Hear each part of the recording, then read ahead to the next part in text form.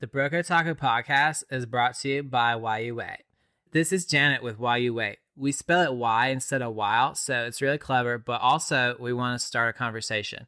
Did you know since like the year 2000 or something, almost everybody's depressed? It's because we're too fucking busy. Back in like old times, they used to have to wait for stuff. It gave them time to think and they were happier. So we're bringing that back. At Why You Wait, you can purchase wait times in intervals of 15 minutes, 30 minutes, 1 hour, or all fucking day. What are you waiting for? We'll tell you when your time's up. The longer you wait, the bigger the surprise. Try it today. Sign up at www.sitthefuckdown.com. Why you wait? Slow down before you die. Welcome to the Broke Otaku podcast. My name is AJ. With me is Marcus, a.k.a. Skirt and Ernie. Skirt, skirt, skirt, skirt. Hey, Ern. Hey, Ern. Skirt, skirt, skirt. You want some drugs? Hey, Bert. You want to smoke some crack? Yeah, Ernie is the other guy. Ernie, we just smoked all the crack yesterday. Go get a job. Ernie, we're all out of rocks. Hey, Bert. Hey, Bert. Got some more crack? Hey, fuck you, Bert. I'll cut you, Bert. I'll cut you real good. Ernie, just try it. Ernie. Bert and who's the dude from the Flintstones? His name is just Barney. Bert and Barney. Barney Rubble? No. Ernie and Barney kind of speak the same. Barney Rubble? Yeah, you're kind of right. Hey, Fred. You're kind of right. Yeah. Never thought about that. Barney and Ernie. Revelations here on the Broke Otaku podcast. Also with us is Alan, a.k.a. Dark Bling Duck. Doc Blang Duck. You can't see me except my jury. I got all this jury on. He's the Dark Knight of ducks, but you can see him coming because he's got a invisible. ass chain I blend on. in with the darkness. Except for There's these Batman, diamonds. just follow his chains, glistening in the light. Can't hide. What are we doing tonight? We're playing a game. Them carrots. We're talking about Evangelion, right? No, we're Oh, not yeah, talking about Evangelion. This Why not? That's one of what the most everyone's highly talking anticipated anime of all time. about. And All times. When we're not talking, what are we talking about Folks, instead? It better be something good. Do you want to tell them why we're talking about the the other Broke thing Otaku instead? podcast. I'll tell them. The number 2 to the bottom podcast of anime is foregoing right.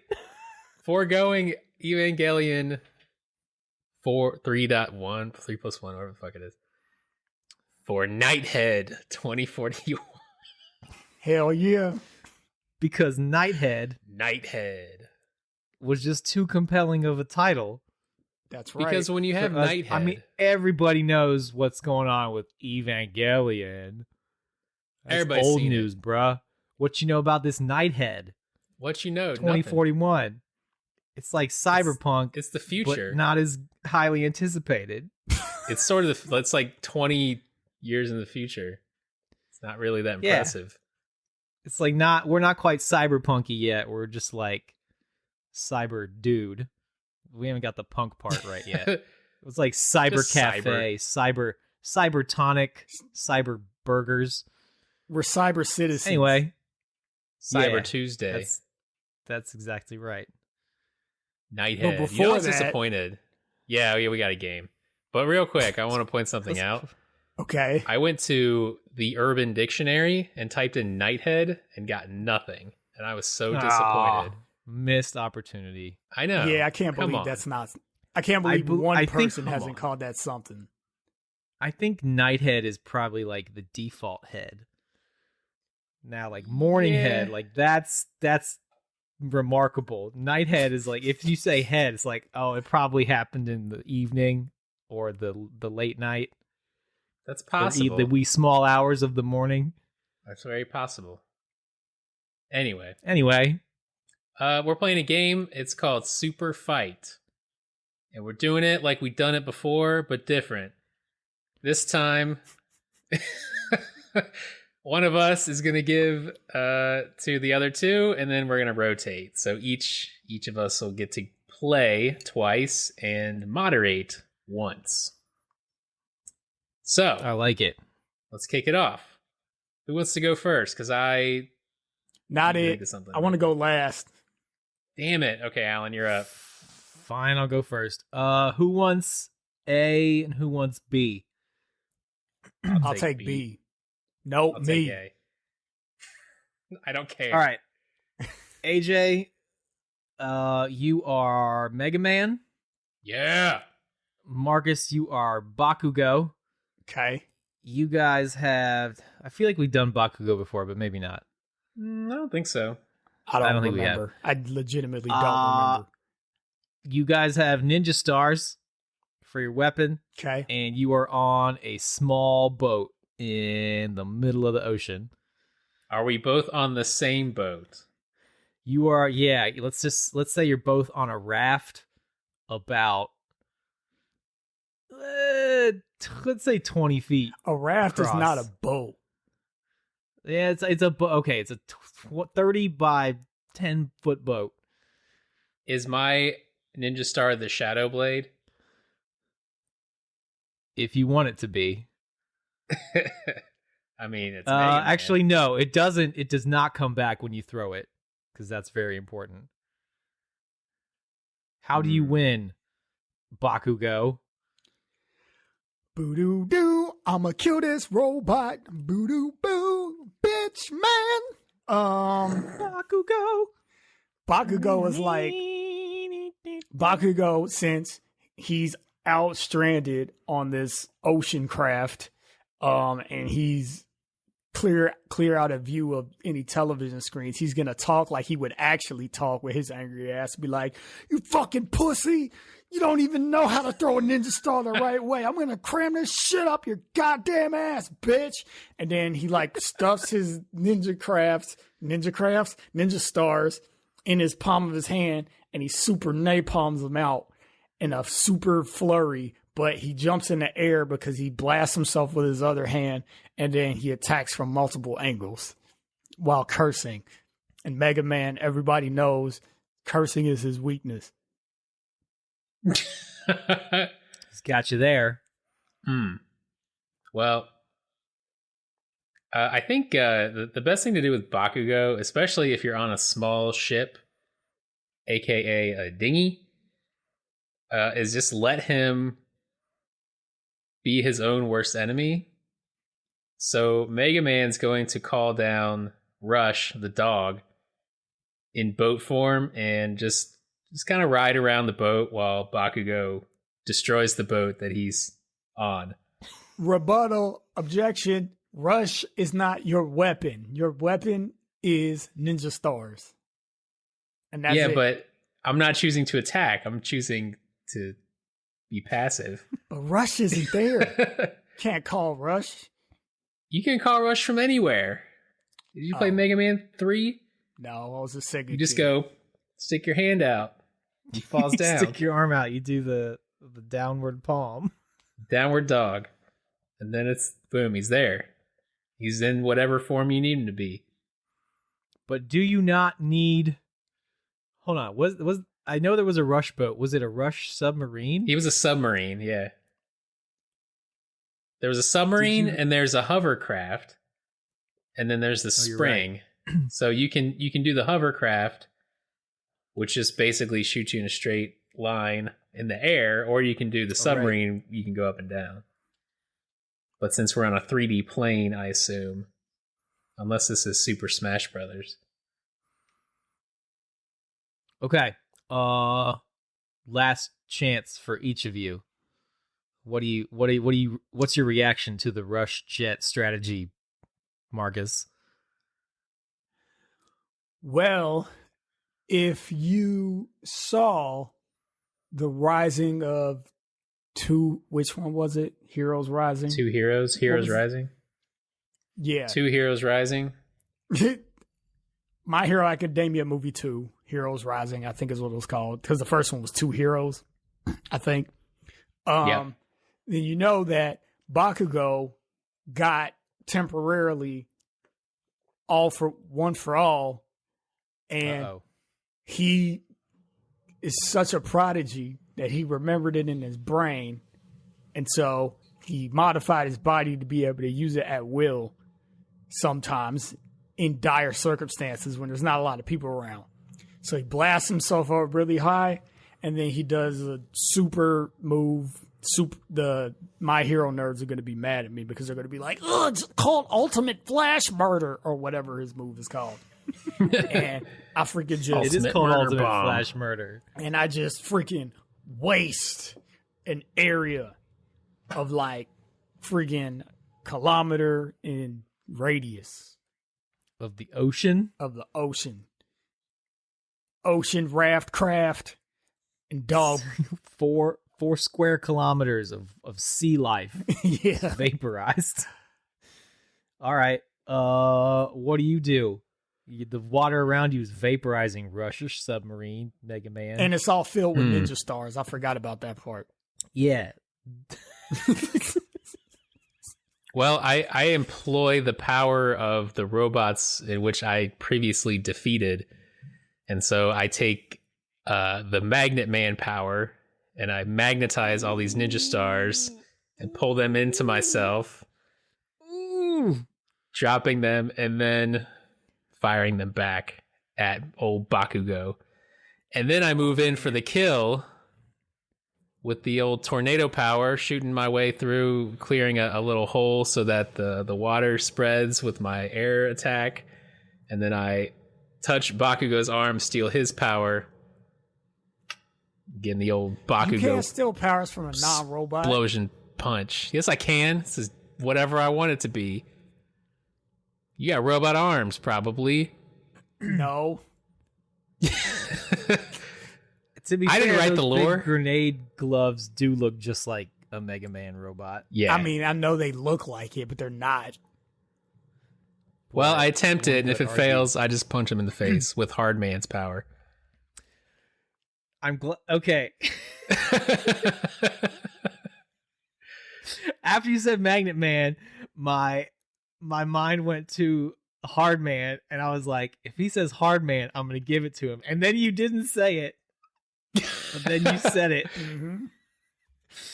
So I think, man, I'm sorry, Marcus, but No, it's said the fine. thing. I was He ready. wasn't going to I say was it. ready for this. Every time we I play a know. game like Marcus this. always loses. Exactly. Every time. Because you motherfuckers grew up in the same house together, had all the same life yours was really- experiences, and then you go Listen. like, what? You were about to win. And then AJ threw in the zinger at the last second. He hit the shot at the buzzer. Of course okay? he did. Of course. It's fine. It's fine. It's fine. It's fine. All is well with the world. This is how things go. I This love is you the- both This equally. is the order of things. This is the way. This is the balance of the universe. All right. Well, that was me. That was my scenario. AJ's next. All right. Mine actually pulls from My Hero Academia as well. Shinji versus Deku. Your Well, you weapon know who is- I am. You know who I am. your weapon is acidic tears, Okay, that's me. and the scenario is We your both have at- Oh, we acidic both tears? have acidic tears. yes, Okay. and your location is at the mall from Words Bubble Up Like Soda Pop. Got it. All right, flip a coin, heads or tails. I don't actually have a coin in front of me. To see who goes Let's first. see. I'm going to flip my Coin. phone. For you to Marcus. pick. Nope, I'm flipping it. Fine. Never mind. Oh, mind. come on. Why can't you I just don't wanna- flip a coin? Here you go. Just This flip is a why coin. I was going to... All right, Marcus, call it in the air. Okay. Is it in the air? Go. Yes. Go. Tails. Tails. It's tails. You get to pick which one you want to be. I mean, you know who I'm going to be. I'm Deku all day. Okay. I thought this I was didn't like know who that, goes but- first. I love Deku. Alan hates Deku. Like, You can be Deku and you can go first. okay.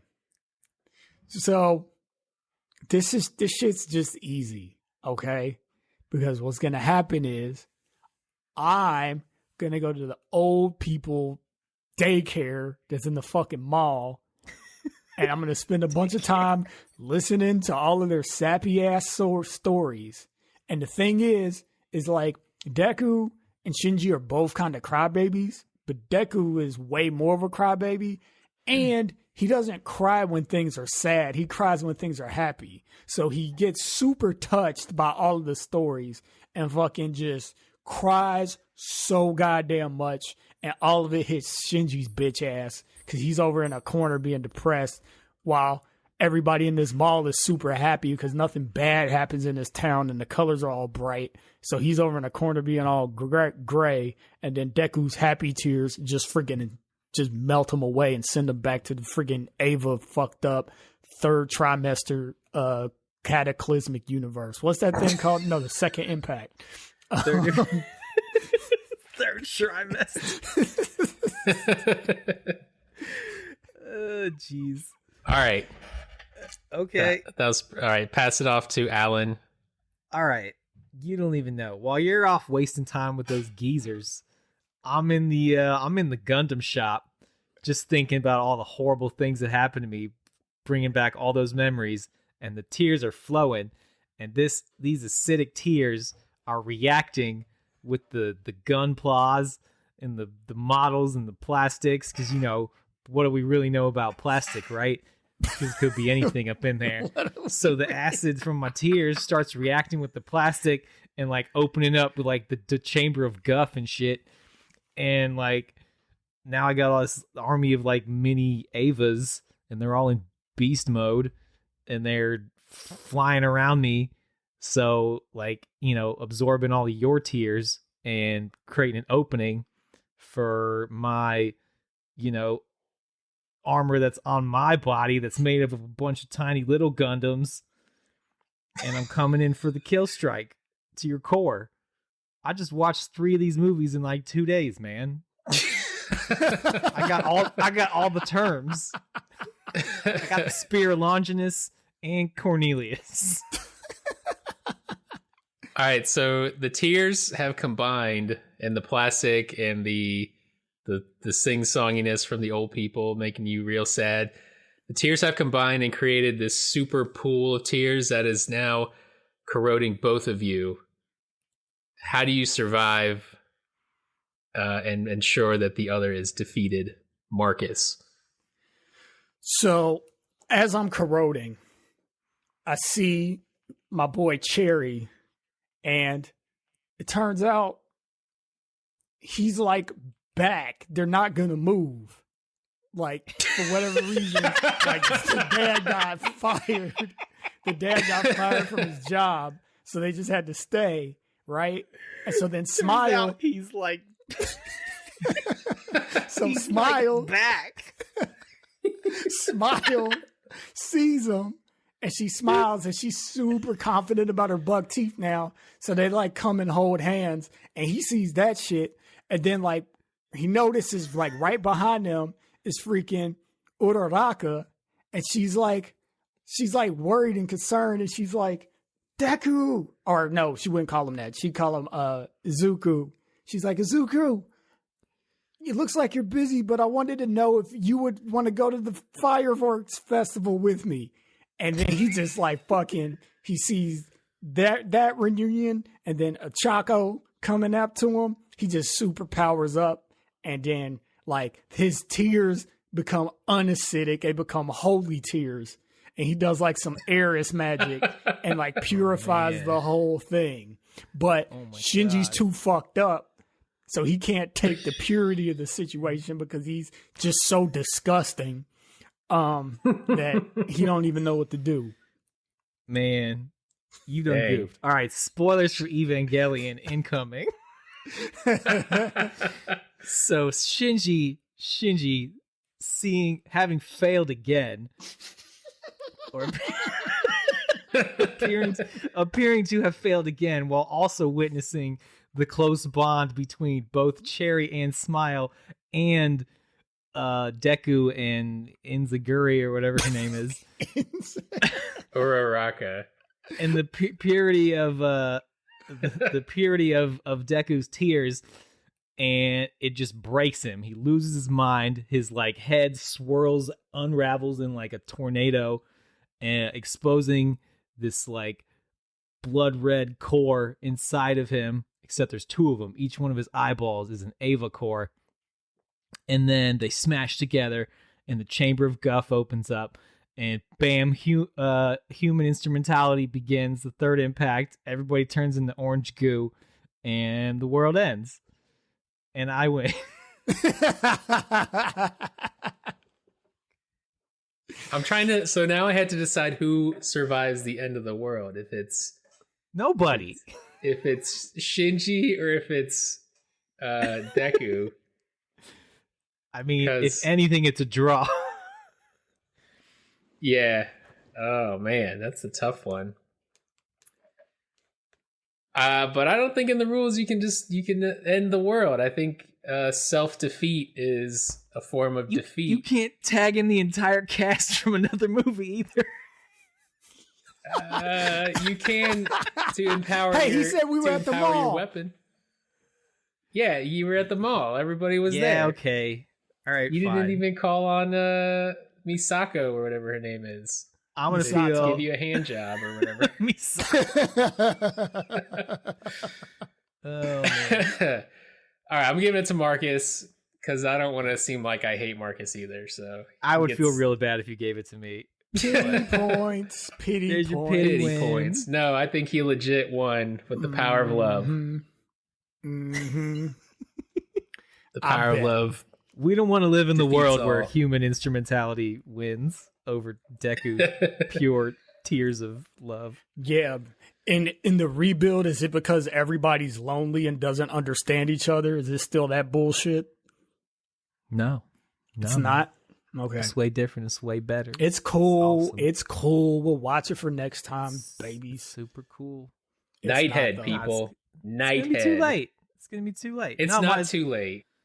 We need time to consume, you know what's gonna happen? to digest. I'm gonna end up watching the original all over again to compare and contrast, and then I'm gonna watch the new ones again so it's fresh in my mind. Do it. You'll be the authority in that episode. You'll be the subject matter expert for that episode. The SME. Yes, because I'm not watching that much Ava. I don't want to. All right, I don't know what it is. I can't stop. Your turn, boss. Guy. Oh yeah, shit. One more round. Yeah, this is gonna be a long round of games, ain't it? All right. AJ, pick a number between A and 5. C. Okay. Alan. Question mark. You are a pogo stick. AJ, you are not anime. You are a question mark. Your weapons are Alan, yours is terrorism, and AJ, yours is propaganda. And the battlefield is the hearts and minds of the citizens of Tokyo 2041. Okay, who goes first? I don't want to go first. AJ. What is it that we are exactly? Question mark. These are the things you should see. Question mark. Do you believe everything you hear? Question mark. And can you survive with the terrorists that are plaguing our lives? Give in to the government? Question mark. Or it's the most blatant propaganda ever. This actually is not off key from Nighthead's first 5 minutes or so. But, we'll talk about that here in a second. All right. Don't let terrorism win. Do as we say. Pogo sticks are stupid. Oh, here's a video for you. Everyone on a pogo stick dying.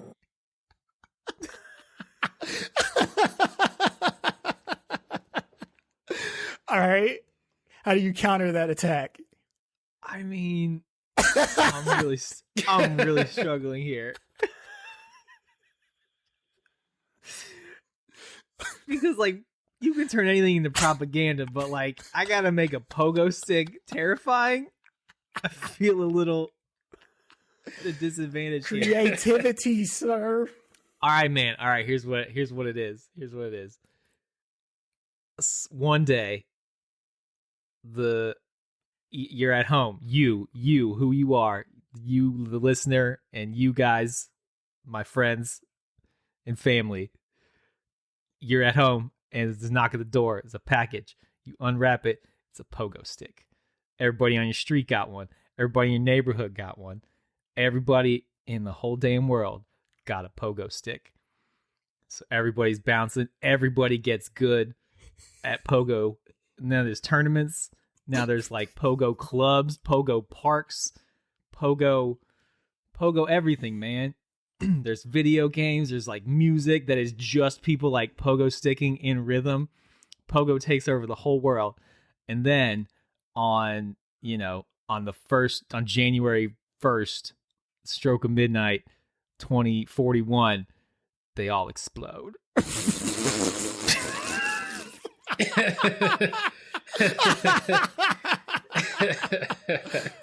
Well, I'm going to give it one more round, but so far the hearts and the minds of the people have been convinced by the government that pogo sticks are dangerous. Hey, I'm supposed to be terrorizing, though. I'm supposed to be a terrorist. You got to use it different than that. Okay. So everybody explodes. And, the people are like, man, we're really enjoying those pogo sticks. Like, we thought for a second that the government was lying about them being dangerous, but it seems like they are. But overall, the message of the question mark propaganda is a little bit weird, but, shh, they're putting out another broadcast. Let's tune in, see what they have to say to clear things up. You didn't believe us about the pogo sticks, and now you're all dead. Now, we're coming after everything else. Beware the milk, beware of boxes, and watch out for folding tables, because they'll get you.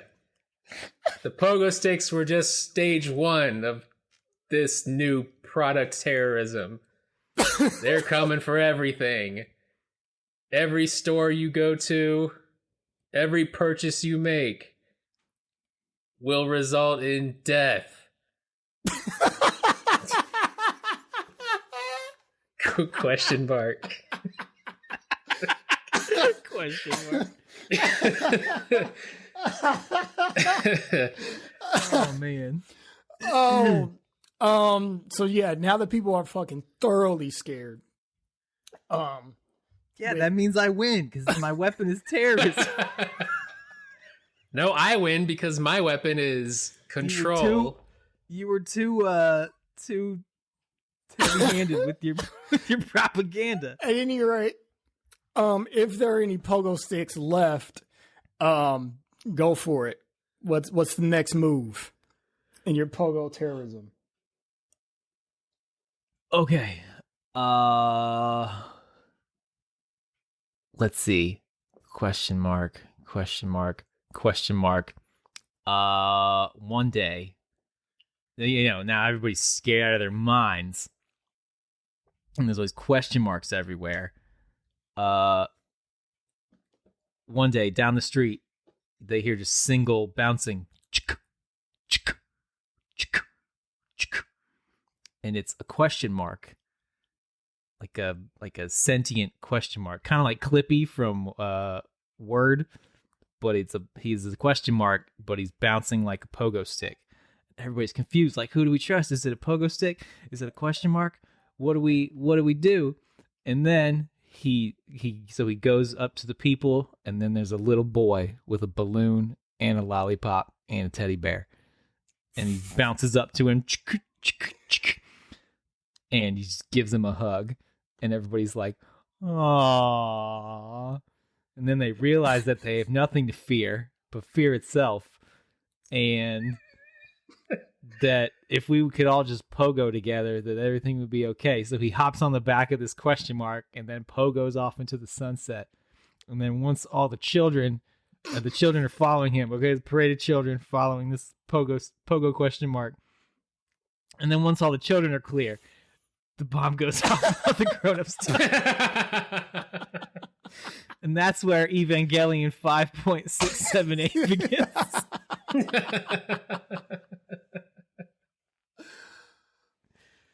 Oh man. Oh, so that's a good battle. The people are now just thoroughly confused and they're thoroughly terrified. They don't know who to trust. They don't know who to Question trust. marks, pogo sticks. They don't know what to do. None can and be trusted. pretty soon the country devolves into complete pandemonium, anarchy. All of the bad things are happening and nobody wins. Oh, cop out. Where's Biden? Sorry. But wait.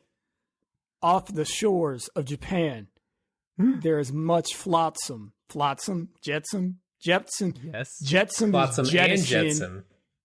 Jetsam is jettisoned from the boat. Flotsam are the remains of the boat. So flotsam, in the water. I can't really tell what it is. It looks like, oh fuck, it's a pogo stick. Dun dun dun. The pogos Fade to win. black. The pogo terrorists Pogo terrorists win. win. Fly I guess. me to the moon. Yeah, and then the moon hologram fades away. Then the moon explodes because it was a hologram all along. Yeah. And the pogo stick had the detonator. That was fun. Good job, guys. That Good got way weird. to go. Mine was a good warm up for the insanity that you guys threw at us. Yeah. It all was pretty good. Hey guys, Pat ourselves on the back and then talk about what it's like to get some Nighthead. did you get some Nighthead? In 2041. I hope to have received some Nighthead by the year 2041. I'm going to call you on New Year's of 2041, and I'm going to be like, you better. I'm going to answer phone like, Nighthead. You're going to be like, Happy New Year. Put the reminder in your phone right now. 2041 Nighthead. I want to do that, and then in 20 years, I want to get that reminder on my phone, and it'll say Nighthead, and I'll just laugh. And I probably won't remember what it means. Either that or you'll just be like, what the fuck is this? Yeah. Oh, yeah, I almost No, forgot. Nighthead. Honestly, I'll be Man, surprised we're- if you had the same phone. That would be amazing. All this stuff syncs forward now, man. It's not the same phone. It's the same Fair enough. technology. Actually, if it was the same technology, that would be interesting. It would be interesting. 20 years though, man. Stuff flies Keep by. the We'll be in our hardware, 50s. just constantly upgrade the software, maybe. We'll be damn near 60 by then. You'll have Yes, to pay sir. for Google Calendar. You'll have to pay Yeah, for you every will. day on your Google Calendar by then. Yeah, you will. Yep. Fucking bitches. Oh, you want to put a reminder in? That's 300 Shino dollars. Shino dollars. Shino dollars? It's gonna be- Or Shino. It's gonna be Yeah. It's gonna be crypto bucks. It's a Yeah. it's a combination of Chinese 300 takeover It's gonna be government 300 money. fart bucks. It's gonna be Musk coin. Fart bucks are going to be the ones that it's going to take over Dogecoin as the primary cryptocurrency, and everyone's going to have to buy fart What's the bucks. other meme coin? Somebody was like, "Oh, Mark Cuban thinks that like Dick coin is gonna be is the strongest of the meme coins." I don't even know. I Anyway. stopped paying attention. Everyone's like, "Oh, Dogecoin! If it gets to $1, I'll be rich." Like, man, if I threw money at Dogecoin, I would just be like, "Why did I buy this crap?" That's your financial assessment. Man, if you bought this, Listen to me, you're going to kids. wake up the next morning like, why the fuck did I buy this? This has no Unless you get intrinsic rich. value. But chances are you won't. So don't do it. It's only as valuable as when you sell it. So sitting in the bank, sitting in whatever crypto wallet, it ain't worth shit till you sell it. So Nighthead. Nighthead. So we Nighthead. watched Nighthead. And I guess we should give a brief summary of what that is for people who don't know. In the year was a summary that 2041, okay, go for it. prostitutes are illegal and can only work under the guise of night. Nighthead. I sincerely wish that's what this show was about, but it's not. No, but you forgot the prostitutes are psychic. World They're- War III has wiped they're full out of- 2/3 of the human population. And in the newfound structure, the belief in any god or beyond human entity is considered a preposterous notion.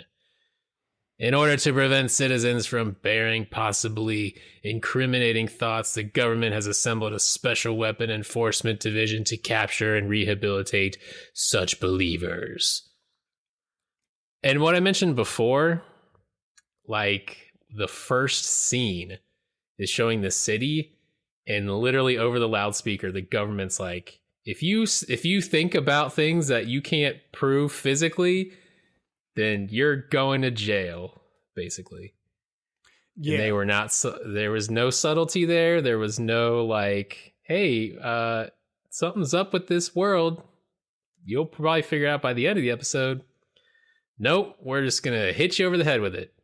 Yeah, pretty much it was an ongoing broadcast, seemingly that was like 24/7, that was reminding the citizens, like, hey, this is the society you live in, and these are Right. the rules, so don't fuck up. which I thought was kind of silly. It's your daily reminder. Yeah. So it's very Fahrenheit 451 for those of you who have read the classic novel or watched the Michael B. Jordan movie. I didn't watch the Michael B. Jordan movie, so I don't know if it's any good or accurate to the original story, but that's what you're looking at. I don't know if the Big Brother thing, I guess it is Big Brother too. I mean, Is that the same book?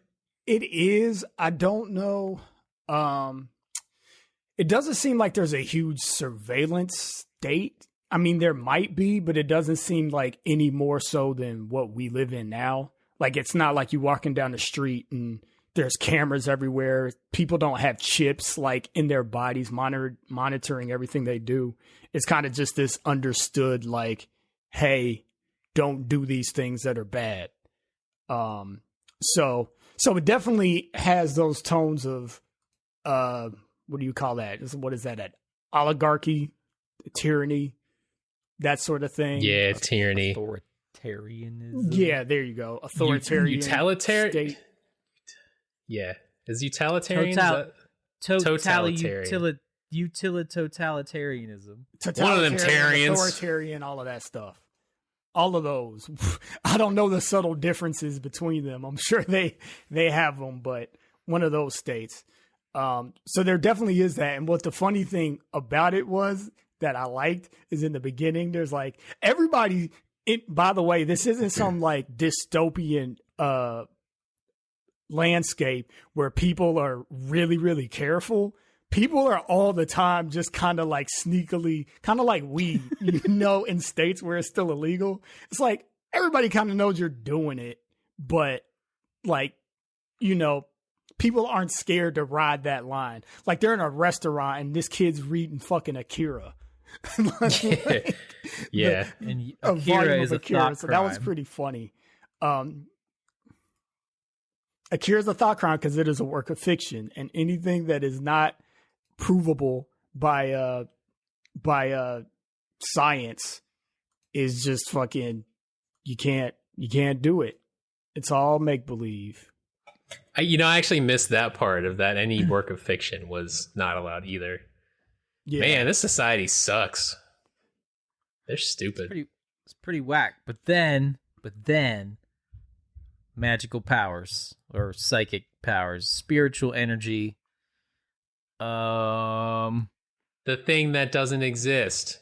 It actually exists. Yes. So I want to talk about that, but before that, I'll set up our characters. We kind of have 4 main characters. So there's these 2 guys that work for the SWE, which is like, what is it called? The Special Weapons Expedition? Enforcement. Special Weapon Enforcement. Yeah, Division. Special Weapons Enforcement. And they're part of the totalitarian police that make sure thought crimes are stamped out.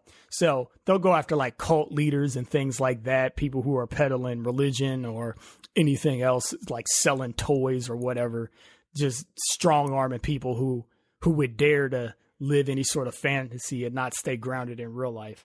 So you have those 2 guys, and then you have 2 other mysterious figures that are brothers. And we don't really know exactly what their story is. It's how many episodes you guys watch, by the way? So just for reference for those listening, 5 dropped like a day or 2 ago. I watched 4. Okay. I watched 3 and some change. Okay. So, yeah, at the point I watched all 5, and at the point you're still kind of learning more and more. So right. you don't know exactly everything, but time has something to do with it. Apparently these kids were like, the last time that they remember being awake, it was like 2016. And then World War III happened, which led to all these 2014, sorry. So then World War III happened in the intervening time between 2014 and where they are now, which is 2041. And they're trying to piece together like how so much time has passed, because they knew that they were gone for a while, and we don't even know where they were yet.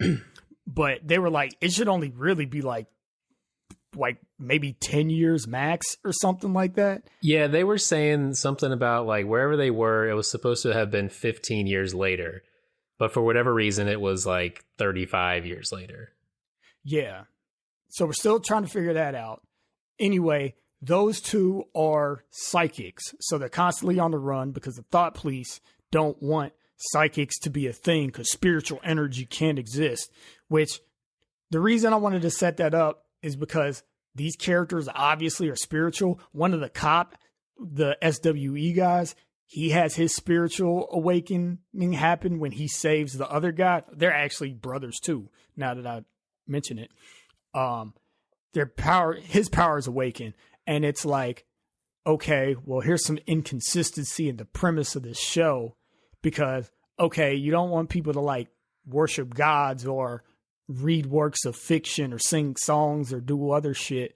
But if you're saying we only want people to believe in things that can be physically provable, well, these people are provably doing psychic things physically. Physically proving it. So that shouldn't really be a thing that's outlawed. So the premise is kind of dumb in that standpoint. On top of just being kind of childish in general.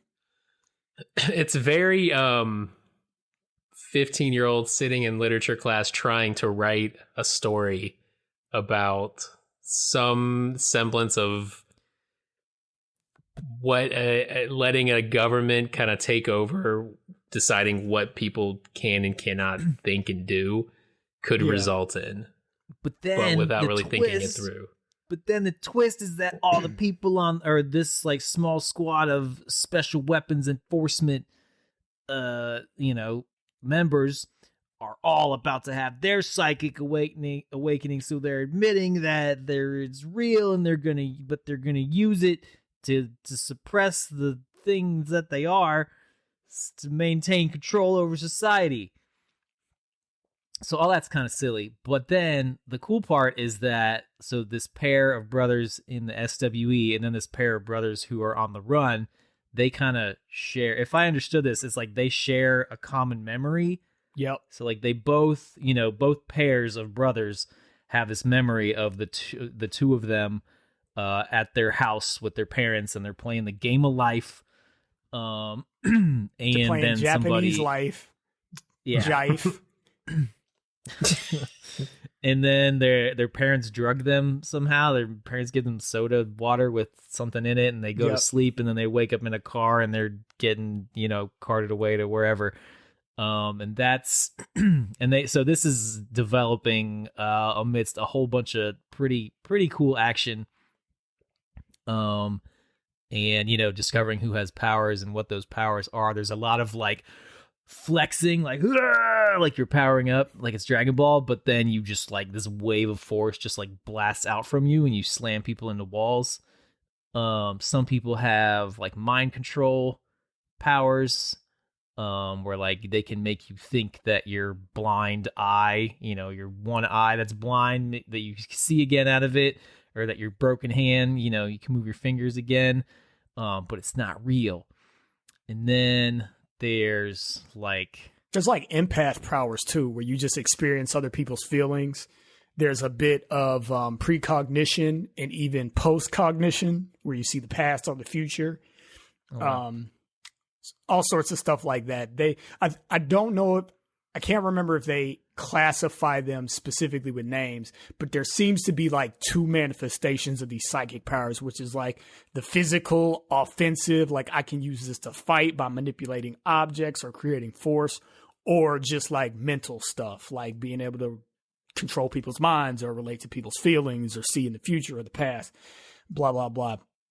But yeah, so I'll just go into my opinion now. Even though I think the premise is real dumb and it's very asinine that they're constantly repeating to everybody in the society that's lived there forever, like, these are the things that are illegal, you better not be doing them, and then people just do them anyway. They gotta repeat it because people are still doing it. So Which I guess in a way is kind of cool, because that's how real life is, because people just don't be following rules because they don't want to. They just don't want to. But it's too close to home. Right, yeah. But in the midst of all of that, the actual storytelling and the pacing of the show, I find myself enjoying a lot. I really do want to know what the connection is between these two guys in the SWE and these two unknown guys that are running from everywhere. And the older brother is super pissed that nobody believes in psychics. He gets so mad about it. He's just like watching TV, and he's just like, how can they still be denying us? He just starts breaking shit. And his little brother has to calm him down all the time. Yeah. I don't know why it's so funny, but it is. But anyway, yeah, like it does a good job of not giving you too much information on that front, but still keeping the show filled with like enough cool interactions, whether it be action or whether you're learning more about like the corruption in the SWE and like the time travel element with the two brothers. It's at the end of every episode, I'm like, I want to watch the next one. I want to know what's going to happen next. So I was surprised. I was ready to just like all out shit on this show, but I'm actually kind of enjoying it. I don't think it's like amazing, but I like watching it. Yeah, agreed. AJ, do you want to go next or? Sure.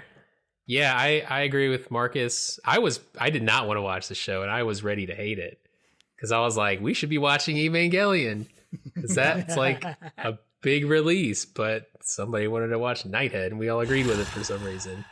It was less work. Nighthead. But yeah, I watched the first episode and I was like, I don't dislike this. And I know it's good because a lot of times I'll watch an anime episode and it's like, it feels like it's been going for at least 20 minutes and it's only at the halfway mark. And I'm like, oh, this is terrible. This show, I did not feel that way. It moves pretty quickly. The pacing's really good, like you said. And they drip enough of the intrigue to keep you coming back without giving you, despite the fact that within the first 5 minutes they're, smashing you over the head with the lore of the world. Everything else is given to you very slowly and methodically, and it feels very much like they've have a solid plan for the story. I hope that it ends in a way that makes sense. I hope that it ends, period, and that they have a resolution to everything that's going on, and it's not one of those ongoing, like, oh, you'll find out in season 6 what the connection between these 4 dudes is. Because if that's the case, that would suck. But if it's not the case, and you find out by episode 12, there is a manga. I don't know if it's finished. I'd have to look up how many chapters there are, but and just for some context, that original work that inspired this show was actually a television drama. Yeah, you're right. From like the 90s or something? Yep, was it even like 1992. Okay, yeah. Yeah, it was 1992. The guy that directed it is actually the guy that wrote the show. So I guess it's staying true to the source material, which is pretty cool. Okay. And yeah, like it's funny because I could imagine this being a real shit 90s like sci-fi yeah, when I saw 92, I was just like, how? Oh, okay. I mean, they probably just went real like stark with like the futuristic stuff. Like, yeah. I mean, I don't know.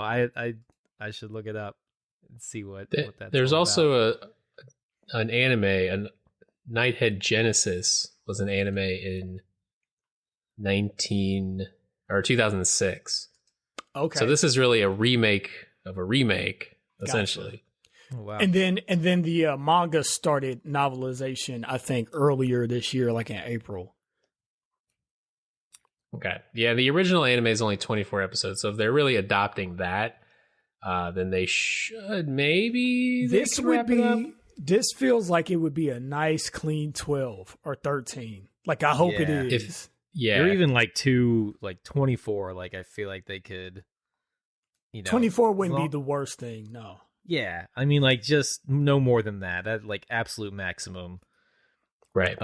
Maybe set up something with like a big cliffhanger, like in the middle of it. But yeah. It sounds it feels kind of messy when you're watching it, but it's still intriguing. I mean the oppressive government is like whatever, like it's just you got to pick something. There's got to be a big bad guy, or you got to set the stage for the conflict. Well, that was just kind of it. They're like, right off the bat, like, oh, government's bad. Look, loudspeaker giving you all these rules. Government bad. Like there's no clean delivery of that. It's just flat out. And really, so the premise of that is that it just basically is a vessel for the SWI or SJWs or whatever they are. Every time I hear SWE is what it is. I keep thinking SJW, and I'm like, that's hilarious. that is really funny. You'll get enforced on, man. Yep. You will. The thought police are coming. But that's like, is that not like a blatant, the S and the W making that connection? Maybe it's just in my head, but I don't know. Anyway, I'm not if going to get into that. it was an American production, I would think so. Yeah, right. Yeah. Japanese, I'm not sure. But anyway, the way the what do they call it? They call it I said it like 4 times already. A thought crime. Yeah. Which is an interesting way to put it. But all right, so we got the bullet points of the plot. What do you guys think of the animation? It's got a little bit of that feeling of, so it's CG mostly. But it's actually a really good blending of CG and like what it looks to be hand drawn. So it's like you still feel a tiny bit of that choppiness that you always feel with this kind of animation, but like whereas something like Pacific Rim Black, you felt it a little less with that. I feel like this is a step up from there where you feel it even less and it's almost unnoticeable. Like you have to think hard about it to really notice. And I didn't mind it so much. I thought it looked good. and it moved nice. The action was solid. Yeah, so like amidst all this, like dripping the intrigue, like you said, AJ, and the events, there's like action mixed in there, and the action's pretty solid. There's guns and explosions and waves of force and people getting slammed into walls, and it's fun. Marcus, I want to hear your black magic. Yeah, I think projectile action is served a lot better in a CG environment, where you don't actually have to depend on people throwing a whole bunch of punches and kicks and intricate choreography that requires like a natural human motion. I think if you just like have people shooting at each other, then it just can look good. Or people like, blasting any energy waves, or even like destroying the environments around them. Because there were a couple points in time where like they would do a power move and they would either like break the floor or glasses would break or whatever. Like just objects would shatter and become particles. You're always going to have the benefit in the 3D environment to animate those things in a detail that would just be way too hard to do and take way too long in 2D. So I think that since the subject matter of the show is what it is, this sort of style works to its benefit. I don't love it, but like you're saying, it's tolerable. I don't like still when they decide to draw some characters hand-drawn and have some CG. They do that a lot. It is not nearly as bad as it was in X-Arm, but it's still just a pet peeve. I didn't even notice it. Yeah, they do it a lot. I think it works in this one because they try to at least have the 3D and the 2D match stylistically, whereas X-Arm, it was like, who cares? These are completely different styles, 2D and 3D. But I know what you mean. Did they mix it like in the same scene, or was it like they switch between scenes? Really? I don't think I noticed that. Yeah, it happens less where you have a CG person and a traditional person, but that does happen. Most of the time it will be like you're on a 3D guy and then you switch scenes and then it goes to like a 2D cartoon person or whatnot. But see, I didn't notice that. And I'm too sensitive. I don't have the trained eye. Yeah. Yeah, I'm way too sensitive to that stuff. So like, I mean, even Dorohedoro, which we've said before is probably one of the best looking ones and most convincing looking ones that is CG, but you press pause and it actually looks like it's hand drawn. Even in that show, when they do it, I notice it like right off the bat that they do it. So a little pet peeve of mine, but for what this show is, I don't think it kills it. It's just going to annoy people like me, and most people actually aren't like me. So I think it's going to work in their favor. But yeah, I don't think go ahead. Overall, I think it looked really good. I think it's on par with Dorohedoro as far as like it is 3D, but it's not distracting 3D. Okay. Yeah, I don't think I'd argue. In my opinion. And I think it enhances more than it takes away. So stylistically, you've got, well, I guess like you said, the 2D and 3D mix sometimes, but I feel like the 3D looks so close to, I mean, it's hard to say. Like, it's obviously not hand-drawn, and you can tell, just even looking at stills, you can typically tell, but it's not to the point where it's just like, they're not going for video game style, right? They're not doing 3D models with hyper anime features. They're just trying to make it look as close to the style of the manga, I assume, as possible, while also doing it in 3D. So it didn't seem that bad for me. I thought it looked pretty good, actually. I feel like I couldn't tell the difference if I paused it. Like, I would think it was hand drawn, but I'm looking up a still right now to just see if that checks. I think it's the eyes. I'm probably gonna stick with the show since I'm enjoying it. And I'll watch it on my computer and take some screenshots whenever I notice it and send it to y'all and just be like, this motherfucker's 3D, This motherfucker is 2D, and I don't know why they did that. Yeah, and now that you mention it, I'll probably notice it more. But, yeah, for me, it's the eyes. If you look at the way the eyes are, that's how you can kind of tell for whatever reason. Yeah, and there's always like this like more 3D. super crispness in like the shading, which I like Right. when it's hand drawn, but you can kind of tell, or like they just like they glow a certain way when it's computer animated.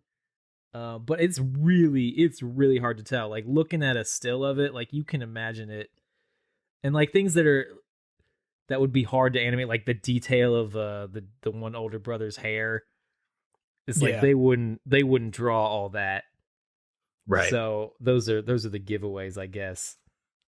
But yeah, for me, more so than anything, it's just how they animate. A model is always going to look stiff. If you're doing it in this hybrid style where it's CG, but it's like cell shaded CG and not like fully realized like 3D render, things just move stiff. They move like dolls. They don't move like a thing that's been hand animated and drawn. So that's where like the biggest discrepancy is for me when I'm watching stuff like this.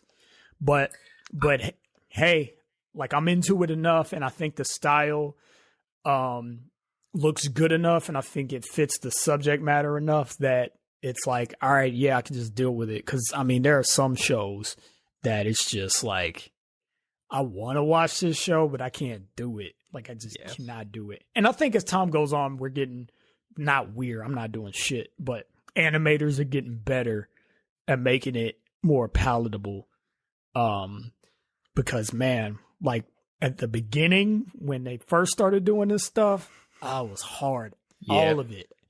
Like I couldn't suffer any of it. It was just terrible. I think this shows they're less puppety in this show. Because the action scenes, they move as if they were being hand animated, as far as I can tell. I mean, there's some movement that you can tell, like it just the subtle movements, you know, interacting with the character face to face, not attacking them, but you know, whatever it is they're doing, you can tell that like they're filling in keyframes differently than they would, I guess, you know what I mean, if you were just hand animating it. And it looks a little janky just because it's more smooth than if it were being animated by hand. But as far as like movement goes, I don't think it's as bad as other shows. I think it looks not good. as bad. As I keep watching it, I'm gonna have to pay attention to some of the cinematic direction, because they might hide some of that too with just the choice in how they shoot quote unquote things, how they shoot certain scenes. Because I'm trying to think about all the action, and I don't think that they see. I'm remembering them doing a whole lot of cuts, but they do the cuts in a way that works and isn't jarring and annoying and disorienting. So yeah, I have to be on the lookout for that. But yeah, you gotta watch out for that stuff. Well, I'm thinking of the scene when the kid's like walking down the sewer with the two dudes that he's like puppeteering. Like obviously they look like puppets, but they're supposed to look like puppets there.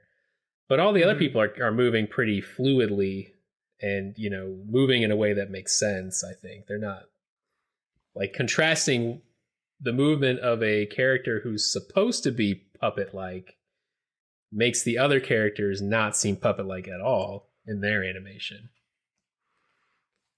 That's episode 4. If you guys want to check it out. No, it is really subtle in the show, which is a good thing. It bodes well. They're getting past the jank, working the jank out. This is not X-Arm quality. Pretty soon we'll be jank free. Much better. Maybe. Yeah, or hopefully we've like peaked. 5 years. This could be the peak. Should we see what Bastard Fire has to say about it? Let's see. No, I read some comments on was it Crunchy? Yeah, it's on Crunchy. People were like, "Yeah, this looks really good for a CG animation," and like pretty much kind of echoing what we said. We're like, "Yeah, the plot is the setup is whatever, but it's interesting what they're doing with the with the two pairs of main characters. So yeah, I don't know if there's other things I want to watch. I don't know if I'll keep on with this, but I'll try. I'm always trying. That's all you can ask of anyone ever, really. What do you guys give it on like a 1 to 5?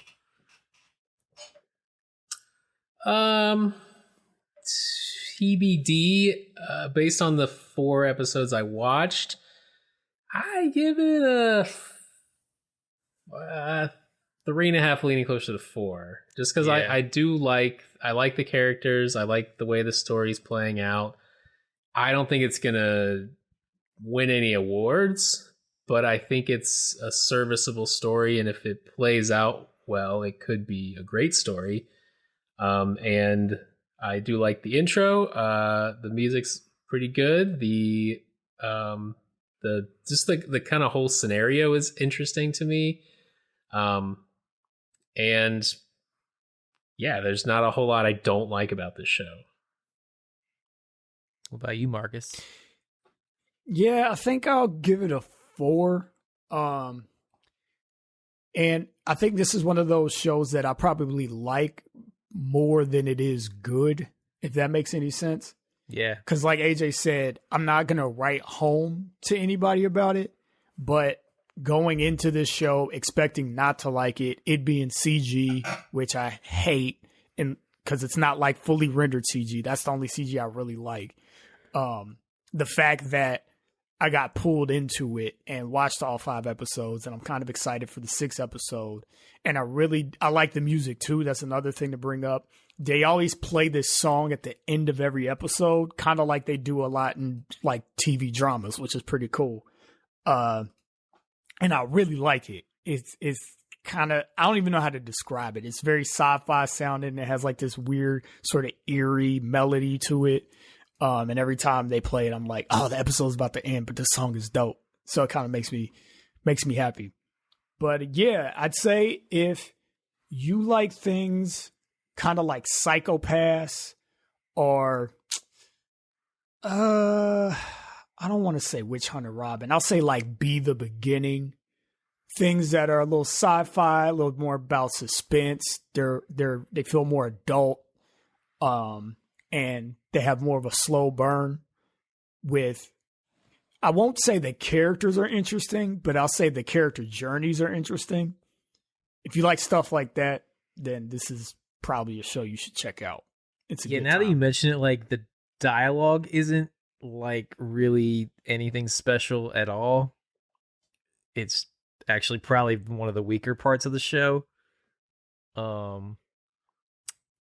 But yeah, the direction is cool. It's the intrigue is there.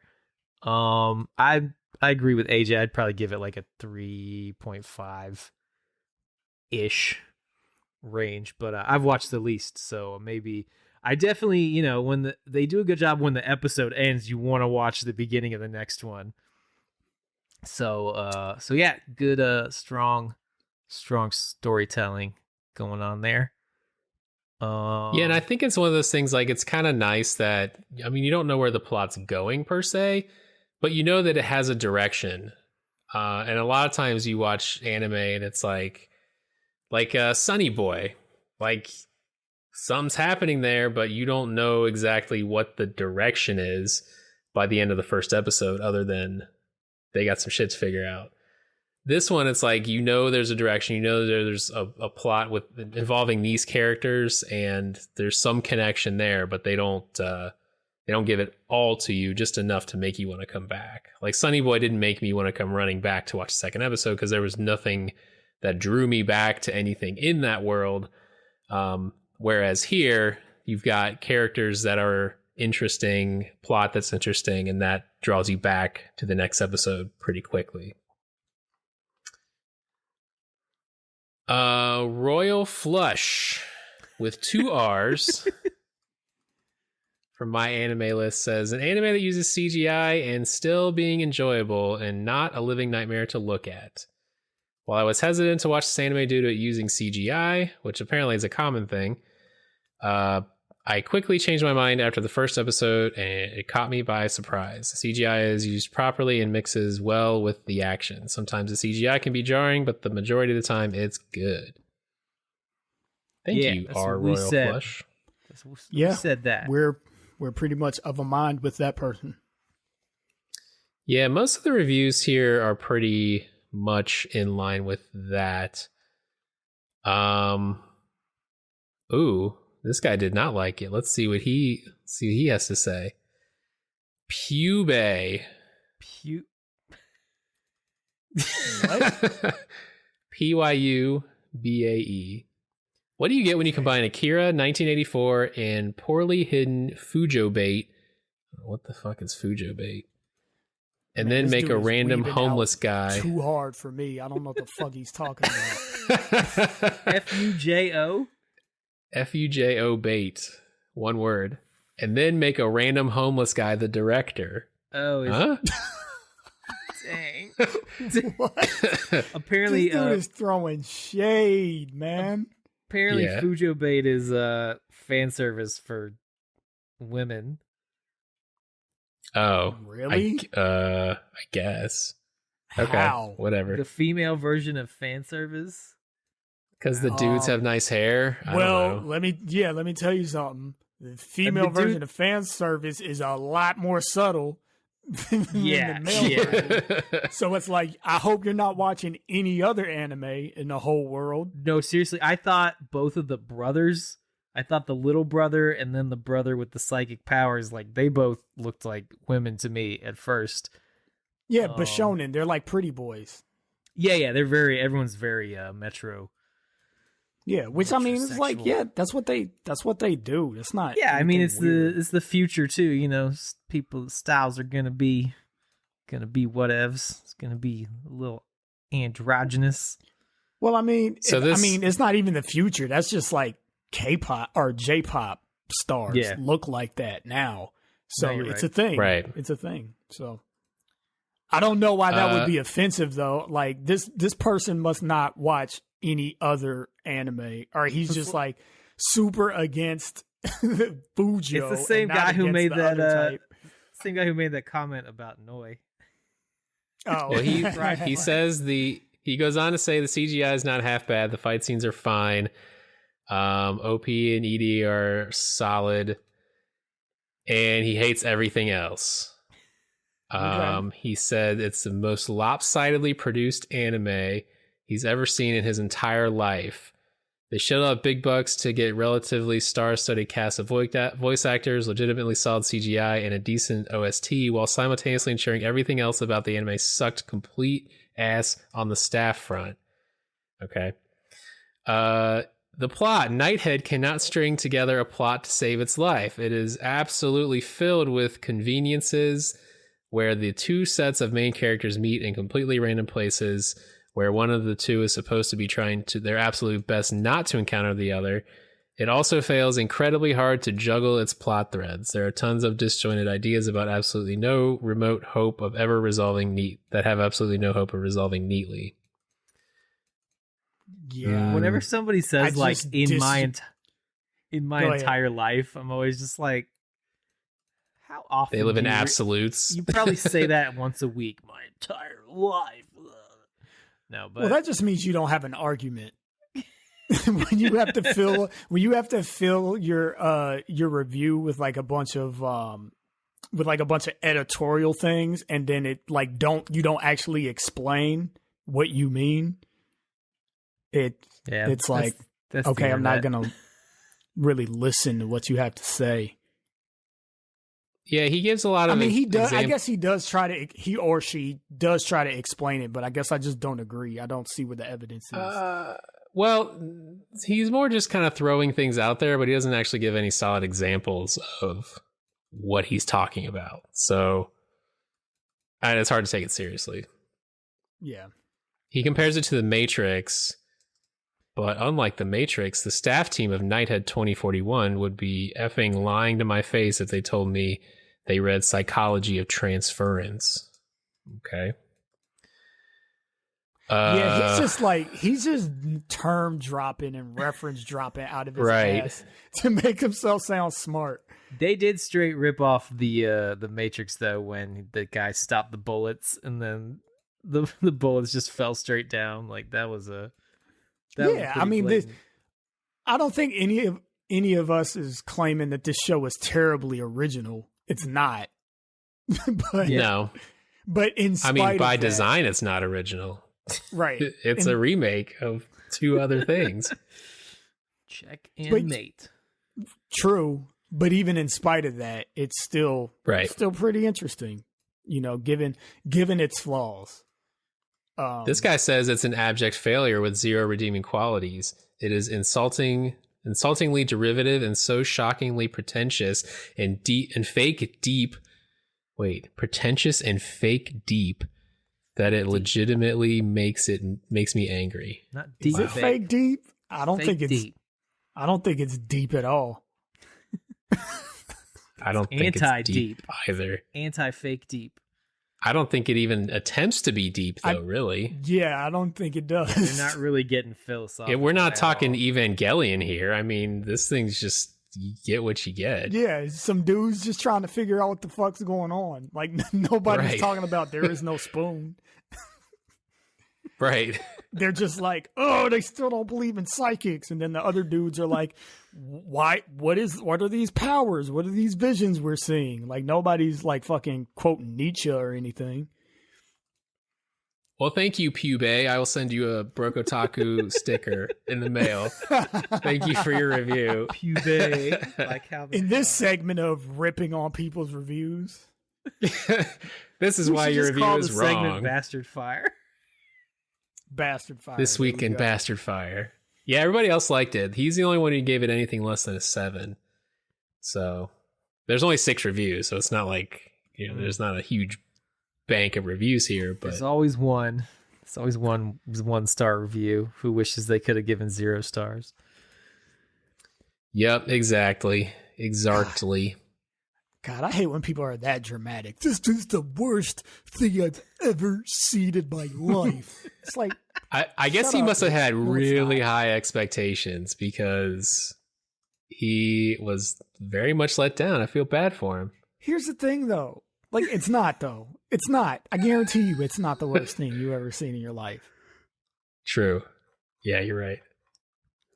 Unless he was just like, oh man, look at the production quality, look at the team here. Except he called the director a homeless guy. I don't know what that's about. They're like, dude obviously knows a lot of esoteric information about like the culture or whatnot. So maybe there's like some backstory with the director where, I don't know, he was out of work for a second. And then I think he probably just means that he's like unknown. I mean, that's a really harsh way to say somebody's unknown. It is, but, not surprising. Some homeless dude. It's like, I mean, he has a house. God. It's a converted storage unit.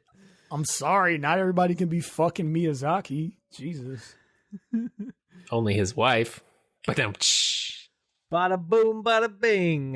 Catch us on the internet. We're here every day you listen to us. That's true. Anything else about Nighthead 2041? Nah, man, they wore get some stupid hoodies. I thought the hoodies were cool. They're cool if you're going snowboarding. They're stupid if you're part of a tactical squad. Why? You don't think the color coding and the looking like a K-pop dancer is I hate it. Good style for a band of mercenaries, essentially? I hate anytime any media from any country does that, where like your enforcer team are fucking cool looking. I hate it. Dude, they gotta sell jackets, man. Okay. Nighthead 2041 brand jackets. Available today. BrokeOtaku.com. None of these things are on sale. $249.99. They look so cool. You gotta have some style. You remember when the Broly movie came out and everyone's like, oh man, I want a coat like that. Goku and Vegeta. Actually, Yeah, nobody said that. Nobody but said that, and those quotes were whack. So it doesn't even matter. somebody said they wanted one, and somebody made one. I and guarantee. somebody else bought it. Absolutely. Of course, somebody made one. Somebody That's all we Yeah, have. some cosplays merchandise, man. Get the merchandise. Merchandising. But it'd be one thing if they all had like the same pattern, design, and colors, but they're all different. It's like they hired the same designer to design a bunch of completely different jackets and hoodies. I don't mind if they're different. It's just they looked too cool. Like when they actually are out on the job, like when they're doing a fucking, what do you even call that? Deployment? I don't know what it's called. But when they're on the scene, they're pulling an op or whatever. The like body armor that they have there. Hey guys, let's go pull an op tonight. The body armor they have there, like it looks dope, but it also kind of looks reasonably tactical. You know what I mean? But then they're just like walking around at the base and they all look hip, but like uniformly hip. It's like, look, either come to work just wearing street clothes and then it's like, okay, cool. Their office is cool enough that they can wear whatever they want, or have a uniform that makes sense. Don't have a hip uniform. This is dumb. Next week. All right, I can't argue with that. On Fashion for by the Unfashionable. Anyways, this is going long. Let's wrap it up. I want this Brawly blanket waist wrap. He's got the fur belt thing. I want you to wear kilt? that and always have to pull it up because it just keeps sliding down your waist.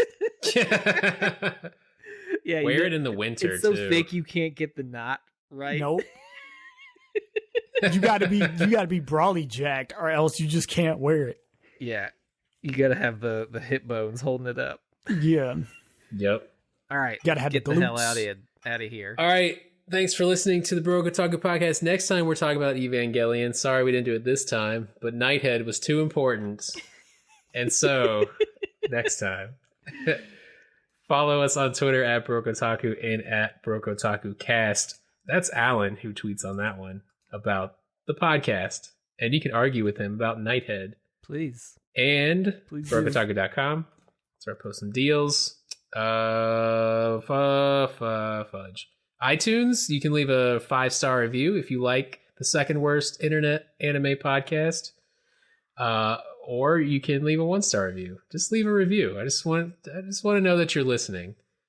You can leave comments on our YouTube videos and tell us how much we suck and how wrong we are about Gundam. Lots of people like to do that. And I apologize for nothing. Likewise. What's said is said and cannot be unsaid. Can't unring a bell. It's true. That's all I got. Nighty night. Yes. A little song to say Goodbye, everybody. Next time. Until then.